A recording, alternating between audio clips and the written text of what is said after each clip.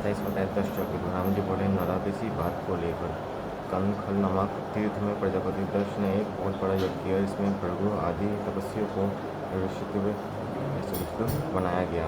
88,000 चतुष्व उस यज्ञ में आहुति देते थे और 34,000 देवर्षि मंत्र बोलते थे। जितने अद्वैय ओढ़ते थे उतने ही सप्तर्षि व नारदिक ऋषि प्रतिवत परित्य गाया करते थे।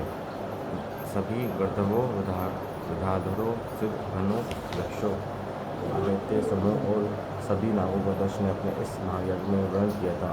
अगस्त्य कश्यप अत्रि वामदेव भृगु धृष्टि भगवान व्यास भारद्वाज गौतम पेल पराशर गर्ग भार्गव प्रसिद्ध सुमंतु कंक और वैशाखेन संग ये सभी ऋषि मुनि मेरे पुत्र के यज्ञ में आए। मैं भी सब परिवार और वैकुंठ से विष्णु जी भी अपने पार्षदों और व्यवहार सहित आए। इसी प्रकार शिव माया से मोहित हो और न्याय सभी देवता यश के यज्ञ में पधारे। दुरात्मा यश ने सबका स्वागत किया। विश्वकर्मा द्वारा रचित बहुमूल्य भवन में उसने सबको निवास दिया। मांगलिक कृतियों के होने के बाद दक्ष ने स्वतंत्र यज्ञ की दीक्षा ली, परंतु दुरात्मा दक्ष ने उस यज्ञ में शिव जी को नहीं बुलाया और ये कह दिया कि वह तलाकधारी है। शिव जी में छिद्र देखने वाले दक्ष ने अपने प्रिय पुत्र सती को ये कहकर नहीं बुलाया कि वह कपाली की भाया है।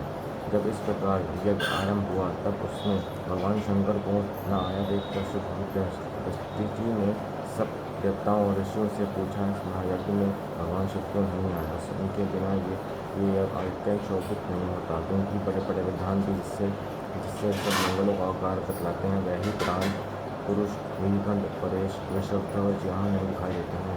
हे दक्ष, जो अमंडलों के मंडलों करता हुआ 8 मंडलों के मूल ने उन्हें ब्राह्मण या विष्णु को भेज कर बुलाना चाहिए था। मैं सत्य कहता हूँ कि जब तक भगवान शंकर यहाँ नहीं आएंगे तब तक तेरा यज्ञ अपूर्ण नहीं रहेगा।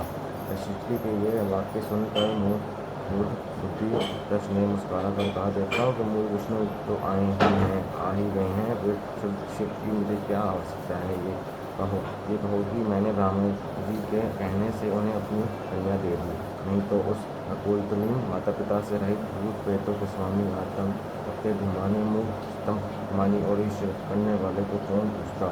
वह इस यज्ञ कर्म के कदापि योग्य नहीं है, इसलिए मैंने उसे नहीं बुलाया है।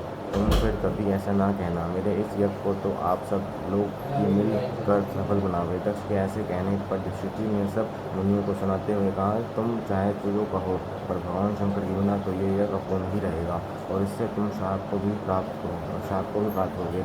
ऐसा कह ऋषि उस यज्ञ से अकेले ही निकल कर अपने आश्रम को चले गए और इस प्रकार वहाँ जितने भी शुभ भक्त थे वह सब दक्ष को शाप देते हुए अपने अपने आश्रम को शिथिल हो गए। दक्ष हंसने लगा। फिर उसने अन्य मुनियों से कहा, शुभ भक्त प्रसन्न गया, ये अच्छा हुआ।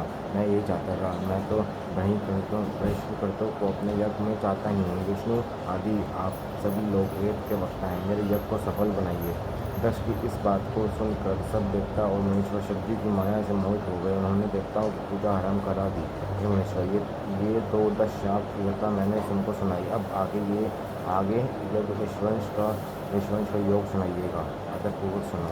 तो आपने देखते 27वां अध्याय।